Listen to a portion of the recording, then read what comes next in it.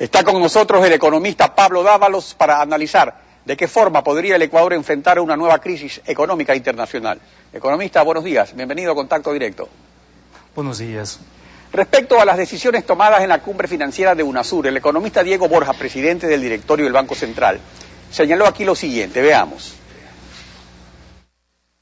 Los países de América del Sur decidieron enfrentar juntos y de manera unitaria esta crisis que puede afectar a toda la región. Decidimos, por ejemplo, relanzar lo más rápido posible por parte de los países que todavía no aprueban Banco del Sur como un organismo para financiar proyectos de desarrollo de la región. Segundo, el SUC, porque es una buena alternativa de utilizar monedas locales para no tener que usar dólares.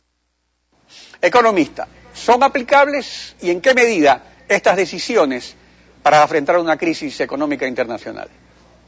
Bueno, hay que indicar que efectivamente estamos viviendo una crisis muy importante que se ha suscitado en Estados Unidos y en Europa. Es una crisis de carácter estructural, es decir, no es una crisis coyuntural que se va a resolver en los próximos meses, todo lo contrario. Las políticas que va a adoptar la administración Obama a partir del 2013, en el supuesto que sea reelecto, implican una disminución de la capacidad de consumo de los hogares norteamericanos. Hay que considerar asimismo que el gobierno norteamericano tiene que afrontar un endeudamiento que es superior. Economista, ya vamos a pasar a esa parte. Yo quisiera que comencemos con esto, sí, con las cuestiones concretas. O sea, entonces, lo que se resolvió en UNASUR sobre relanzar el Banco del Sur y utilizar el Sucre, o sea, ¿en qué va a ayudar? ¿En qué va a ayudar? En que nosotros como región, como América Latina, tenemos reservas por 700.000 millones de dólares, tenemos un mercado de alrededor de 400 millones de personas, necesitamos desacoplarnos de Estados Unidos y de Europa, necesitamos regresar a ver a la arquitectura interna que tenemos. Tenemos la LADI, tenemos el Acuerdo de Cartagena, tenemos este rato la UNASUR, tenemos el Banco del Sur, tenemos el Fondo Latinoamericano de Reservas, es decir, tenemos que ver la forma como reconstruimos con la institucionalidad que tenemos, acuerdos internos que nos permitan superar este momento de crisis del capitalismo global.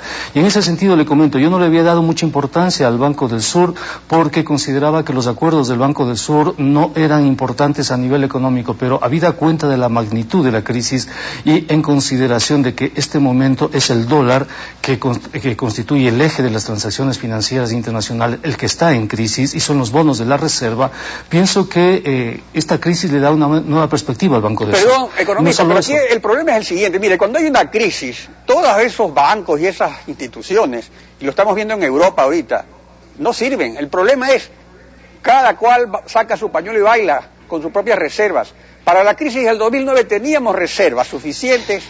Ahora, sobre las actuales reservas, sin embargo, veamos lo que dice el economista Diego Borja, porque en definitiva eso es lo que cuenta para cada país. Cada uno se ayuda a sí mismo. Veamos lo que dijo. Cuando inició el gobierno del presidente Correa teníamos alrededor de 2.000 millones de dólares en reserva. Hoy bordeamos los 4.000 y con petróleo a la baja. Estamos hablando del conjunto de las reservas. Estamos hablando de las reservas del sector público y del sector privado. En su globalidad nosotros tenemos 4.000 millones de dólares. No estamos contando las reservas que tienen los bancos privados en el exterior. No estamos contando las reservas que tienen ciertas empresas públicas y privadas en el exterior. No estamos contando el ahorro que las personas tienen en el exterior. Si contaríamos eso, nuestro nivel de reservas es mucho más alto. Entonces, sobre nuestras reservas, ¿cuáles son las reservas reales de las que puede disponer el gobierno? El volumen de reservas que están en la Reserva Internacional de Libre Disponibilidad son bajas, son un poco menos de 4.000 millones de dólares, de ellos la mitad corresponden a depósitos de instituciones como el IES y depósitos que hacen referencia al encaje bancario. Casi no tenemos reservas para afrontar la crisis, estamos muy desarmados para afrontar la crisis. Y las reservas no constituyen un buen mecanismo para salir de la crisis. Yo creo que este momento el Ecuador debería pensar en la posibilidad del esquema monetario. ¿Hasta qué punto el esquema monetario nos permite este momento tener posibilidades de confrontar y enfrentar la crisis? Es decir, ¿hasta qué punto es necesario revisar la dolarización? Justamente, economista, ahí viene lo importante. En efecto, esta es una crisis del capitalismo, pero Estados Unidos de todos modos sigue marcando pautas en el comercio internacional.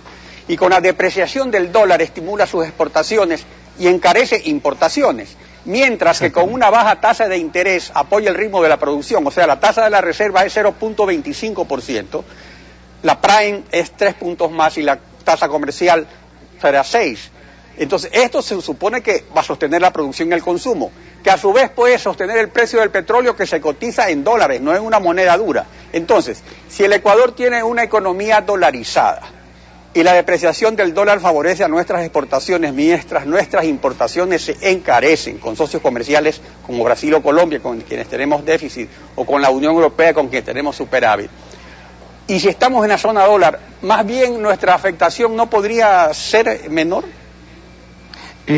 Todo lo contrario, porque nosotros tenemos una disminución del envío de remesas y les recuerdo que todo lo que afecta a la balanza de pagos afecta a la cantidad de divisas que existen en la economía y las divisas son necesarias para todas las transacciones. A diferencia de otros países que pueden compensar la cantidad de divisas con política monetaria, nosotros no tenemos política monetaria.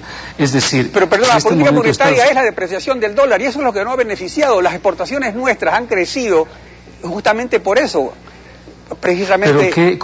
¿Pero qué contexto tenemos? Tenemos un contexto en donde Estados Unidos y Europa a futuro se prevé un crecimiento muy débil e incluso algunos economistas a nivel internacional hablan de recesión. ¿Qué significa eso? Que esos países nos van a comprar menos porque tienen. Pero eso no se ha producido todavía y eso lo quiere evitar Estados Unidos, por eso es que toma esas medidas.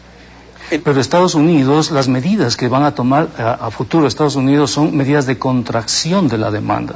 Es decir, el gobierno va a retirar dinero de la economía porque ese fue el acuerdo que llegaron con los republicanos, sobre todo para programas de asistencia social. Los hogares norteamericanos a futuro tienen menores expectativas de compra y al tener menores expectativas de compra es la economía norteamericana en su conjunto la que compra menos al resto del mundo. Esto podría significar el fin de los commodities, por ejemplo, es decir, los bienes primarios que no tienen valor agregado y en los cuales el Ecuador forma parte en sus Pero no solo el Ecuador, sino que todo el resurgimiento de las economías emergentes también se debe a eso. Pero entonces hay otro problema. Siempre se habla de las remesas de los migrantes. Entonces se podría pensar que nuestros hermanos migrantes que están fuera del país, pero que realmente son gente pobre, gente que desempeña trabajos de limpieza, gente que desempeña trabajos en el campo, es la que mantiene la dolarización. Y eso no es así. Hay algo de lo que nunca se habla, que son lo que yo llamo las remesas de los pelucones. O sea, esa gente desde hace años tiene su plata afuera. Por ejemplo, las importaciones se financian con dólares de ellos, no con dólares del Banco Central. Entonces hay un ciclo, o sea, la dolarización también tiene su aspecto positivo. Y aquí yo lo veo que se trata de surfear un poco, porque en estas crisis hay ganadores y perdedores. Sí, yo pienso que en las crisis hay ganadores y perdedores, pero estamos frente a un cambio de escenario que hace algunos años había sido improbable. Nadie se habría imaginado que Estados Unidos entre en default. Nos habríamos imaginado esa situación para países de América Latina, pero jamás para Estados Unidos. Claro, ¿qué significa que Estados Unidos entre en default? Era sobre la deuda interna, que iba a suspender pagos, pero fíjese usted que se produce la crisis en las bolsas y el papel que más se compró fue los bonos del Tesoro. ¿Y esos quiénes los compran? Los emergentes, los compra China, Brasil, Rusia.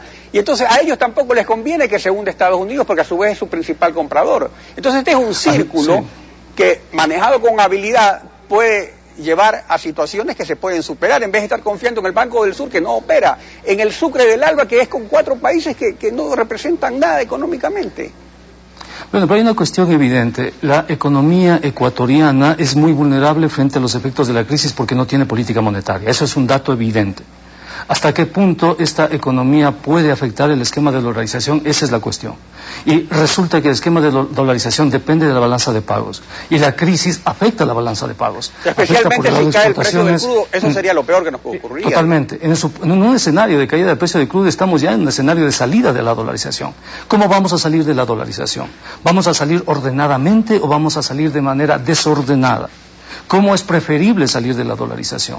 Entonces, esa es la discusión que debemos dar. Más allá de la interpretación de la crisis, de que si esa crisis es una oportunidad para unos países, una oportunidad para otra, ¿qué marcos institucionales nos pueden servir para salvar de la dolarización? Porque les recuerdo una cosa, Estados Unidos tuvo un esquema parecido a la dolarización con el tipo de cambio del oro con el dólar. ¿Qué pasó? Que ese esquema se quebró en 1971. Argentina tuvo un esquema muy parecido que relacionaba su moneda con una canasta de divisas llamada convertibilidad. Ese esquema se cayó.